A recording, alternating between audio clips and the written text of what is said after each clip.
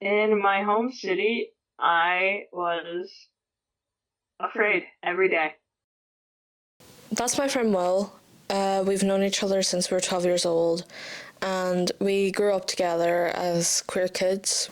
We witnessed each other's struggles growing up as queer kids, and we were there for each other and supported each other. And that's why I felt that Will would be the best person to ask to be a part of this documentary. My name is Will.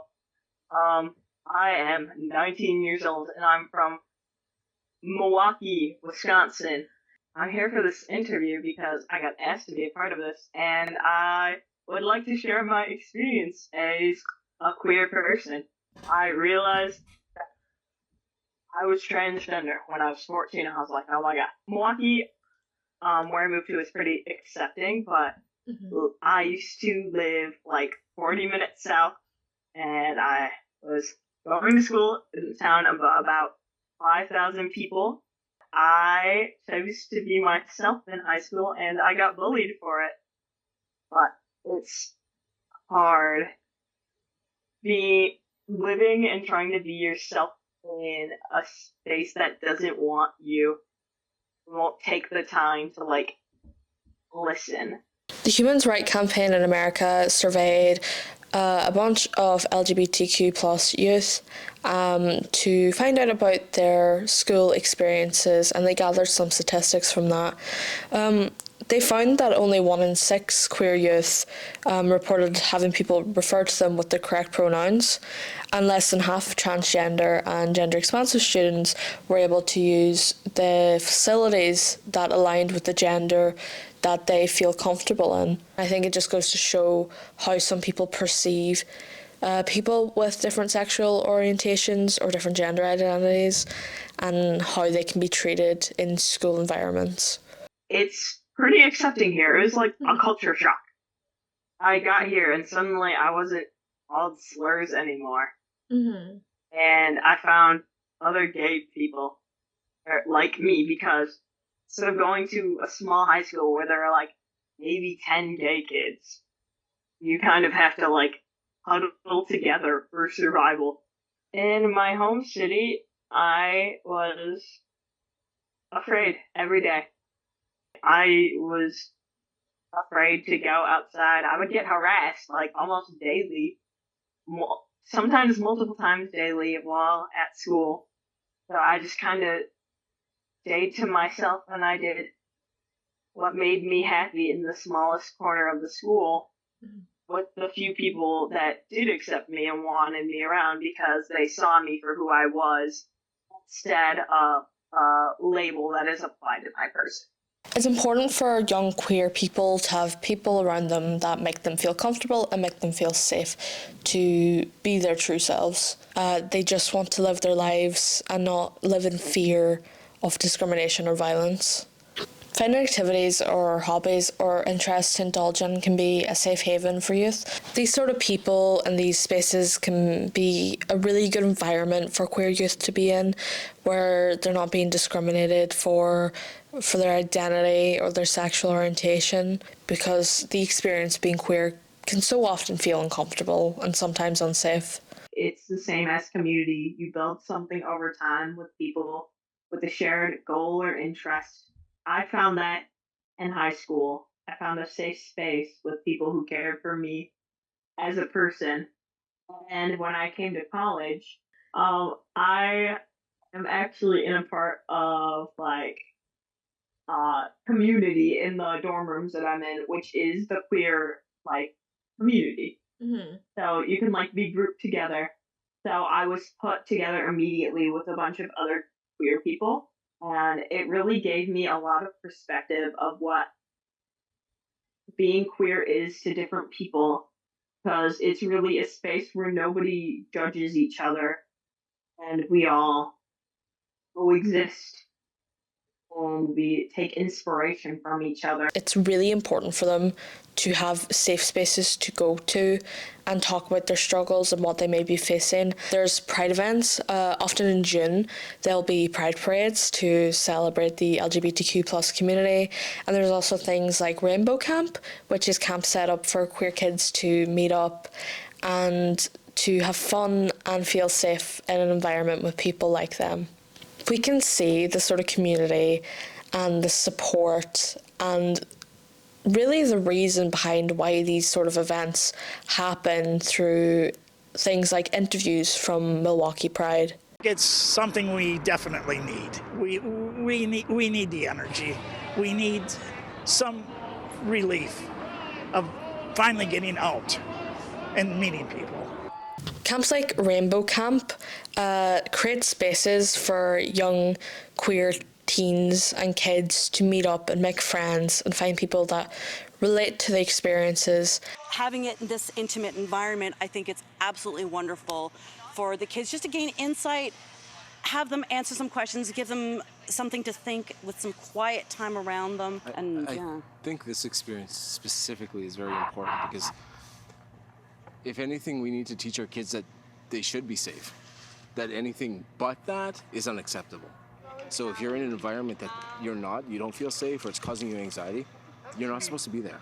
That shouldn't be that way.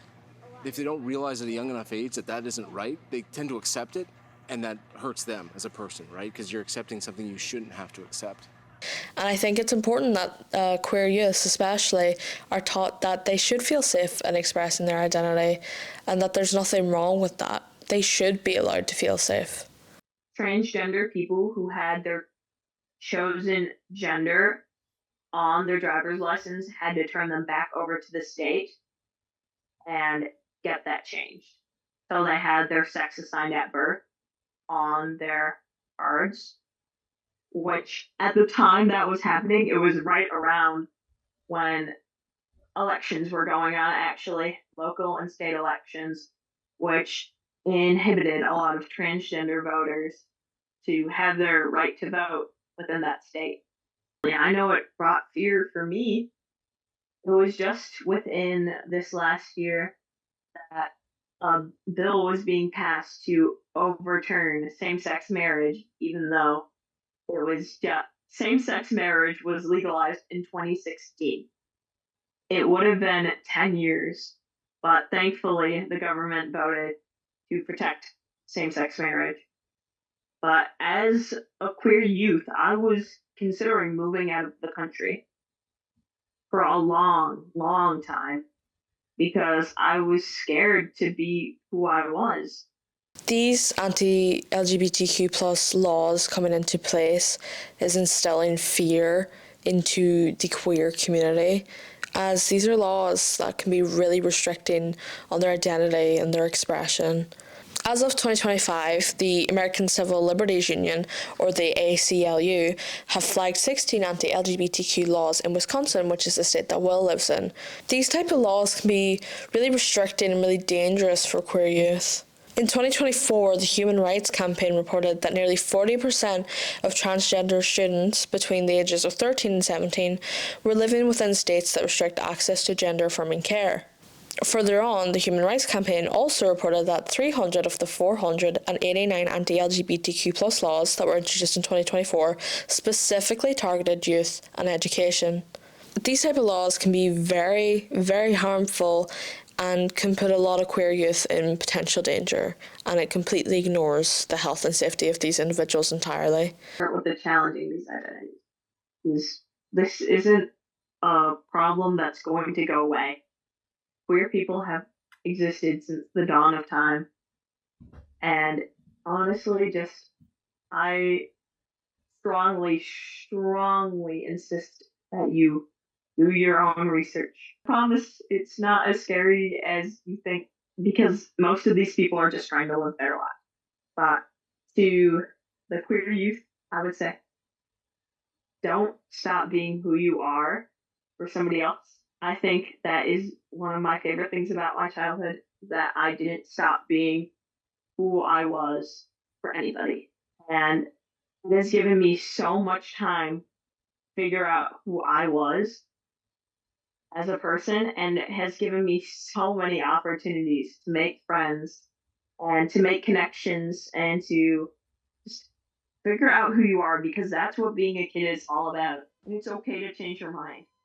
Like, don't be scared. It's okay to figure these things out. It takes time, and that's okay.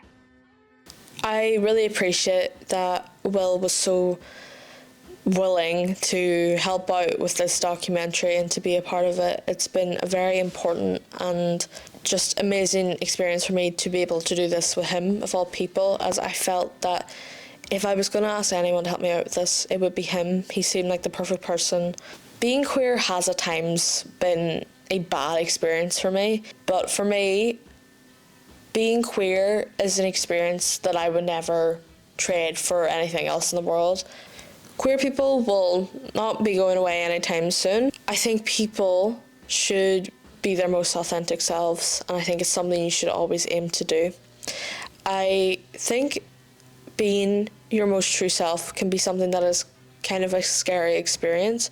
It definitely can be a scary experience, but I think at the end of it all, it is the most worth it to be your true self, because you will feel most at home with that.